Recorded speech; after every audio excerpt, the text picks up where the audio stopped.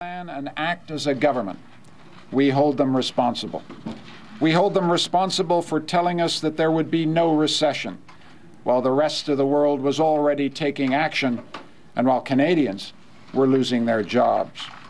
We hold them responsible for their disastrous fall economic statement with its fanciful forecast of a surplus and its arrogant and divisive partisanship. We hold them responsible for proroguing Parliament at a time when Canadians wanted their Parliament to work. This is a record of reckless, arrogant, and short-sighted government. Canadians will long remember this sorry episode because they didn't actually enjoy the political theater. They were too busy worrying about the nest egg they saved up for their entire working lives, only to see it cut in half overnight. They were too busy worrying about how they'd pay for their kids' education or how they'd put food on the table for their families. And too many of them, and I saw this from coast to coast to coast, were feeling that fear in your guts that happens when you see something happen to your neighbor and you fear it's going to happen to you. They didn't find the spectacle in Ottawa all that interesting. They wanted action, and they haven't seen any from this government. Flawed document. It doesn't go far enough to protect Canadians who have lost or will lose their jobs. It extends EI benefits, but it fails to extend EI eligibility. It opens the door for a tax on pay equity for women. It provides no new childcare spaces. It does not seize on the wealth of opportunities in the green economy, and it imposes unilateral changes to equalization, which are already awakening controversy in Quebec and Newfoundland. It breaks promises to those provinces that were made only 2 years ago. It attaches strings to infrastructure dollars that may delay projects and actually delay job creation. It promises to sell government assets for cash, probably at bargain basement prices, without saying which assets and for how much. And it lacks a credible plan for getting us out of the $85 billion hole the government will dig us into over the next 5 years. But here is the point. The budget also contains important concessions, concessions forced on Stephen Harper by the determined action of a united opposition. Affordable housing, skills development, expansions of the working income tax benefit and the child tax benefit, which will prevent some Canadians from going into poverty. Measures, in addition, to make credit available to business, investments in colleges and universities, the incubators of the jobs of tomorrow.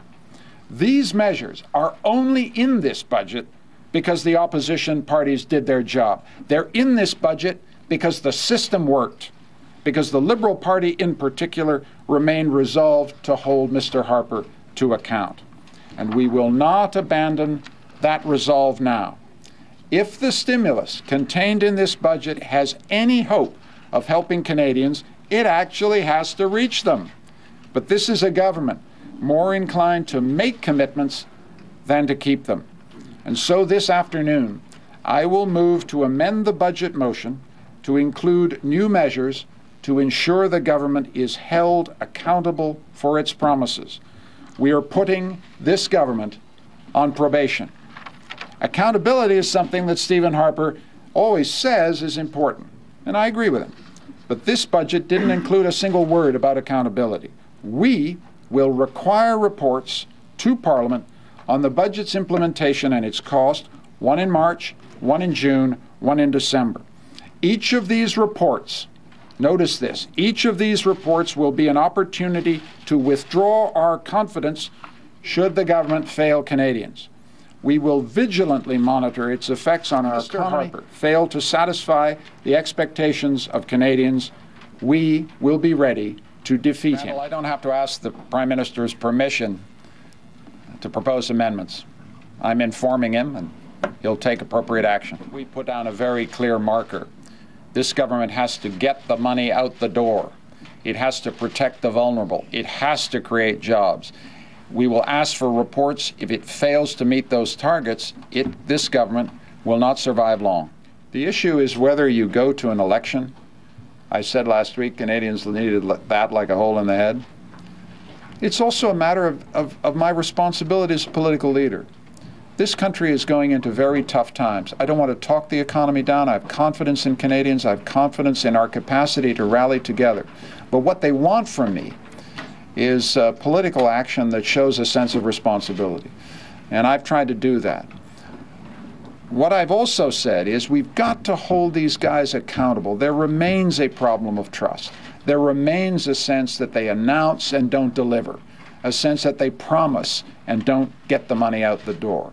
The sense that the key issue here is that they have been forced to do stuff, measures, they don't actually believe in their heart of hearts. They've been forced by their incompetence last autumn to undertake measures they don't actually believe in. And now, the job of a responsible opposition is to hold them to their word, to force them to deliver, and if they don't deliver, to replace them. The amendments, Julie, do not have fiscal implications. The amendments are accountability amendments. They're process amendments that say, you've got to come back to Parliament and tell Canadians whether you have delivered or not, yes or no. I very deliberately, in answer to a previous question, we excluded amendments which we thought would be fiscally irresponsible in the sense that we would say, you know, we'll vote for this if you give us another $5 billion here or $5 billion there. I just don't think that's a responsible way for an opposition to act, and so we excluded that option. The coalition has accomplished, I think, extraordinary work.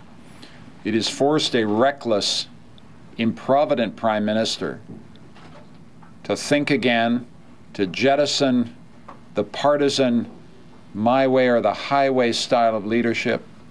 It's forced him to create a budget which is, to say the least, unexpected from an ideologically conservative Prime Minister. It actually throws, as some of the commentators have pointed out, it throws the conservative movement in Canada into a certain form of deep ideological confusion from which I sincerely hope it never recovers. All this is the work of the united opposition. And I understand the feelings of the other partners, but I can honestly say that our discussions have been very constructive. We've tried to work in a no surprises approach. We've prepared the ground for my decision. Nothing is coming as a bolt from the blue. And it's extremely important down the road, as we hold this government to account, that we recover the capacity as opposition parties to work together and to focus our fire on the Harper government.